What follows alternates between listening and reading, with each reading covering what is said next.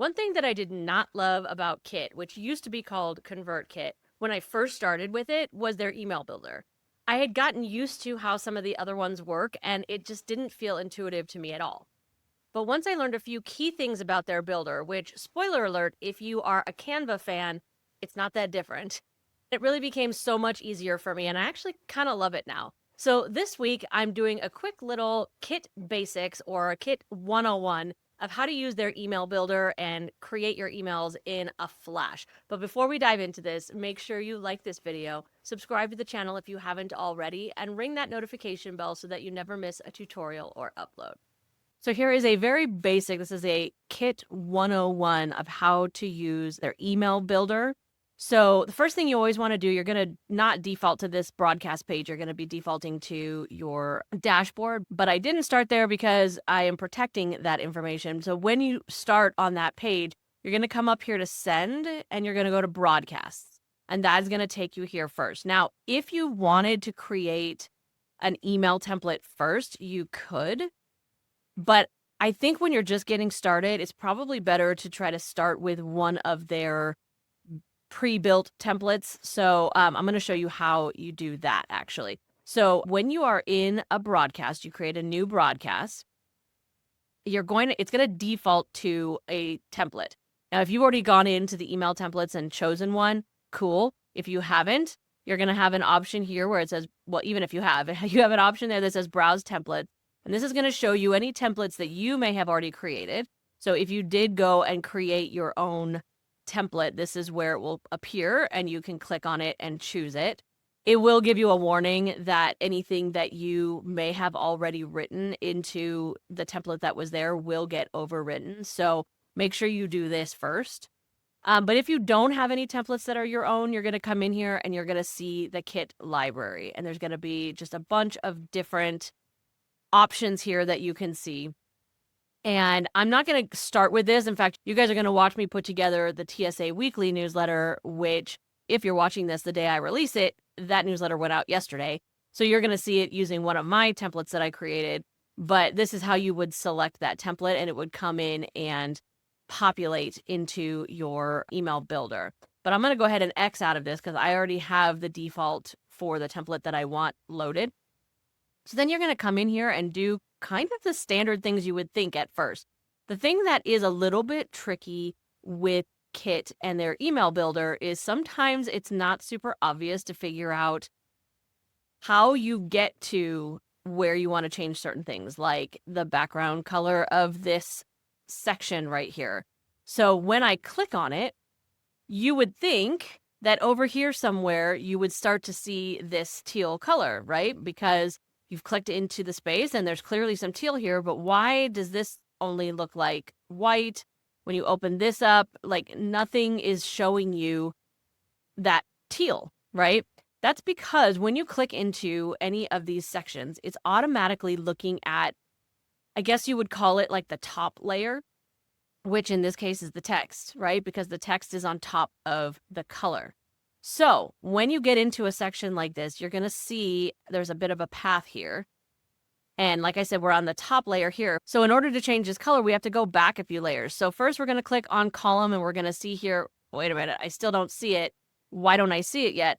That's because if we were to have more than one column here, we could have different background images on them and they'd still be on top of that teal, which means we have to go one step even further back to layout. And this layout is for this entire section. So when I hover over here and you see this blue outline with the pluses, that's what's considered the layout. Now, in my mind, I always thought the layout was the entire email. But in this case, the layout is the section that is highlighted.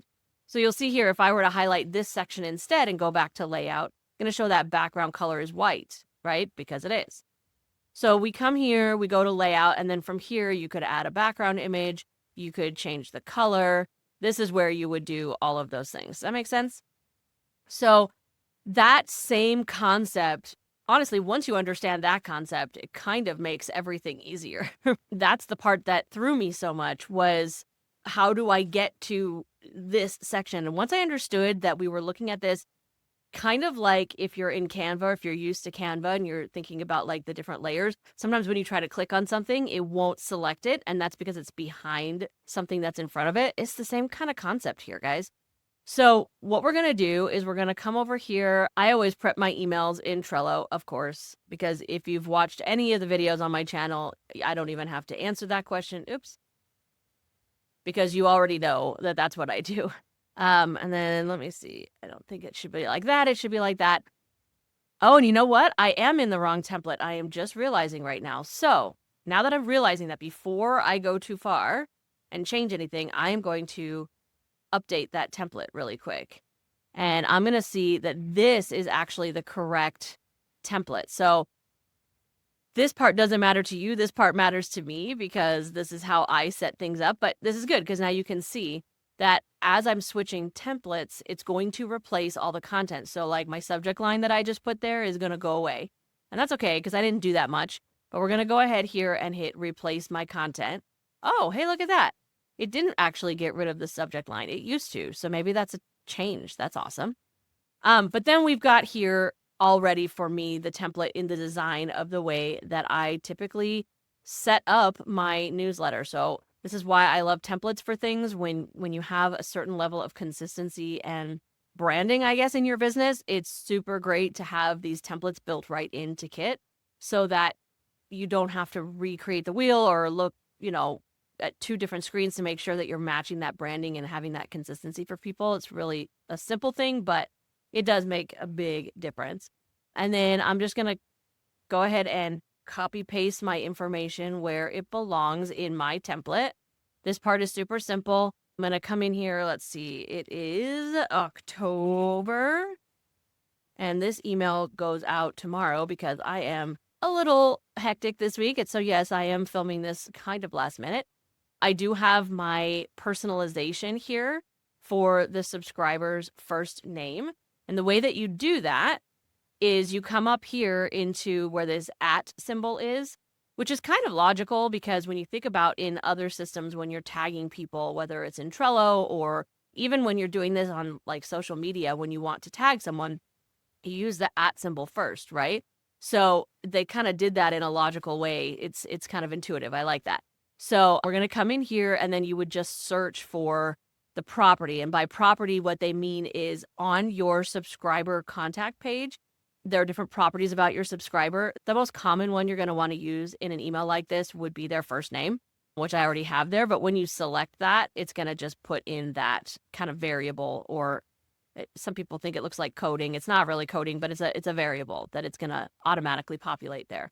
And then I always put into my templates some just like placeholder text, just because when I go to copy paste from somewhere else, it's helpful if it already has the formatting that I want it to have. So then I'm going to come over here. I've got this already written. Like I said, I always prep this stuff in Trello first because it gives me an opportunity to kind of think things through and draft it out and kind of clean it up so that once I get into Kit, it's just a quick copy paste over. But you may have noticed that over here, I did have a YouTube video link. And you also may have noticed when I kind of scroll down here that there are some videos showing up in here, but not in this section yet. So how do I do that? Do I want to just paste the link here? Well, actually, you can do that. And Kit is smart enough to recognize that you are doing a video block, and it will set that up for you. But let's just say you didn't want to do it that way, or you didn't know that you could do that. When you want to look for different types of blocks for Kit, you start with this slash, and then you can see all of the different types of blocks that you could potentially create. If you wanted to create a button or add recommendations, which is something that Kit is, it's kind of unique to Kit, I think, that you can recommend other creators and they can recommend you and things like that. If you have products in here, if you wanted to add like a linking group, like it's saying here, like just a list of link buttons, they've got a lot of this pre-designed for you so that you can very easily get that stuff formatted and not waste time trying to figure out that kind of stuff, which I kind of love because I've done that in many different systems where I've had to spend a ton of time getting it to look just so, and it's complicated. And then they have options here, like if you wanted to add in like layout, like a different little section, like we were saying, how layout is kind of that that highlighted section, right? So this is where you would come over here and see some little template, kind of like cards. I think some other platforms call them cards in this kind of section, but you could choose one and just add it in, and then it'll populate that template, and then you can fill in the different pieces. And this is one of those cases where, like I said, it always defaults to that top layer. In here, it would be that image.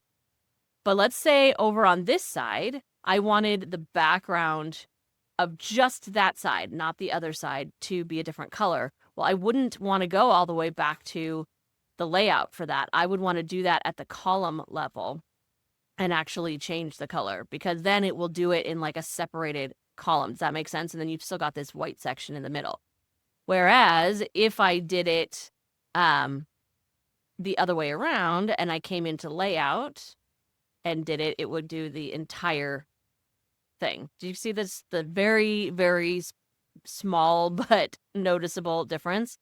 So just so that you get kind of a better understanding of like how that stuff works, that's how it works. And if you want to be able to move things around, or you create a section, you're like, okay, this is formatted perfectly, I just want to make a copy, you can do that too. But I'm going to delete it because I don't need that. And I'm going to come here and I'm going to paste my video again. And then I'm going to kind of format this a little bit how I do it. I always like the play button to be red because it makes you think of YouTube. And then I always also make mine a little bit smaller. But you can see here that you can play with the width. And I want mine to line up with this one. And I can't remember. Okay, so 480. And then this one is smaller, it looks like. So I'm going to go ahead and actually make this one bigger because I want them all to be in line with each other. And actually, I could just type here. And I'm going to because... But yeah, so I'm going to come up here, and it already had defaulted to 480, but I had messed with it, so I'm going to fix that. And you can fix the alignment here just like you can in any other platform. One thing I have noticed is that I have tried doing like these preview things before. I don't know why it's not letting me click that right now. That's interesting. Let's see. Huh. It's actually not even working right now, but I have done this before where I have clicked these to try to get them to like autoplay the email or like have like a moving visual here in the inbox. I have always had problems with that. So I don't know if that's me right now. Like I'm showing you, it's not even allowing. Okay. Oh, maybe that's the difference. These features are only available on uploaded photos. That didn't used to be the case, actually, but it didn't really work. So maybe this is why they're changing it. Is that it used to be that when it was a YouTube video, you could try to have it turn into like a GIF preview or things like that. But it never really worked for me. It always kind of like spun out. So maybe that's why they've changed it, that it has to be an uploaded video. So that's good to know. But I've got my video link there. These links are static. I don't have to change them because I'm just sending them directly to the overall podcast, not to the specific episode. So I do that on purpose so that I don't have to change that up every time. That's something I learned the hard way. I used to do it where I would link to each and every individual episode, and it was just so much for me to remember to do. So if you learn nothing else from this tutorial, just remember, keep it as simple as you can, because it will expand over time how many tiny little things you have to remember to do. And then I've got my faith and focus section, which I think I've shown you guys before how this section, like what these tags and all this stuff means. I will link to that other video. This is just a way for me to allow people who have opted out of this particular theme of content to not have to see it, because they have indicated that they want to stick with only business stuff and they don't want any of the stuff that I'm talking about my faith. So this is how I'm respecting that, by making it something that is only visible if they have not told me that they don't want to see it. Okay, but so changing out the video that is in this section already in the template, I'm simply going to click on the video and then come over here to where the link is on the right, paste that right here. And then I have this button, which is what, if somebody sees this section and they're like, well, I don't want to see this part, they can click this button and it will automatically add that tag to them. And again, I think I showed that in the other video as well. So I will make sure I link that in case this part of this is kind of cool and unique to you. But it's not a basics, not a 101. So I will link to that if you want to check that out at the end. But yeah, so this button here will allow them to click and be like, I don't want to see this part of the content. And then they won't see it next time. Okay, so that's how that's set up. And then my last, or no, not my last section, my second to last section here is about my recent tutorials. I'm going to do the same copy paste that I've been doing. I mean, this part is pretty straightforward. None of this is like how to use Kit, but I'm just showing you how simple it can be when you use a template like this, whether it's one that they have created or one that you have created. And then you can very easily come in and, just kind of knock this out. If I wasn't talking through it, I would have been done with this in like less than a minute, probably. Now I need to do a quick little section break up here. So I'm going to do that real quick so you can kind of see that I'm just going to come up here and grab this tag. Oops. I'm going to copy. I'm going to come down here because I have a little section here that is about faith that people who have opted out don't need to see because it won't make any sense to them because it's referring back to this other section. So I'm going to go ahead and just put those variables on either side of that. And then come down here. And then I am no longer using this footer. So I'm actually going to change this out. So this is a good example. So when we want to add another section, we're going to come here and hit the blue plus sign. And then this is what's called a snippet. So they have ways that you can create kind of your own little, like they say, reusable content, like little personalized templates of things. So I'm going to just grab my signature only one, which does not have this banner because I'm not offering that right now. And so this way it just has my quick little sign off and then a link to where my newsletters are posted publicly here on Kit in my creator profile. So I know that's like, this is kind of specific to how my newsletter is set up, but I hope seeing me walk through this and getting a little bit of an understanding of how this builder works and the logic behind it is helpful. One last thing I want to show is when you come to send out your email, you're going to click send email first. So if you had any kind of filter or anything that you needed to put on this particular broadcast, like, oh, it shouldn't go out to people who have this tag or whatever, this is where you would do that.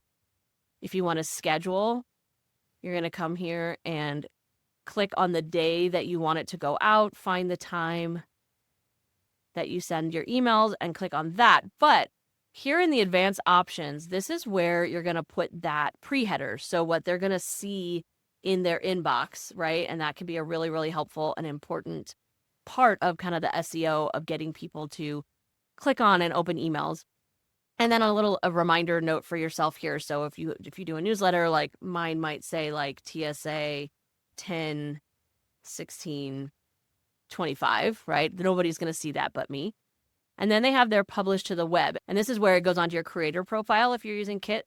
So you're going to go ahead and upload a thumbnail. And I think I did a video on this too. If you've connected to Canva, you can click there and go ahead and grab your image that way. But you would just upload your thumbnail here. And then you can either set it as featured, like it'll be the pinned content on your profile until you pin something else, or not. You could just let it kind of sit in there and let something else be pinned for a while. And then you'd hit continue. And then you're going to schedule the broadcast. And that's it. It really is that simple. The online tools for your business do not need to be complicated and overwhelming. It's time to let it be easy. I hope that you liked that video, and more importantly, that you found it helpful. And if you did, I hope you'll consider subscribing to the channel and sharing it with a fellow solopreneur. And make sure that you check out the description for links for how we can connect and maybe even work together.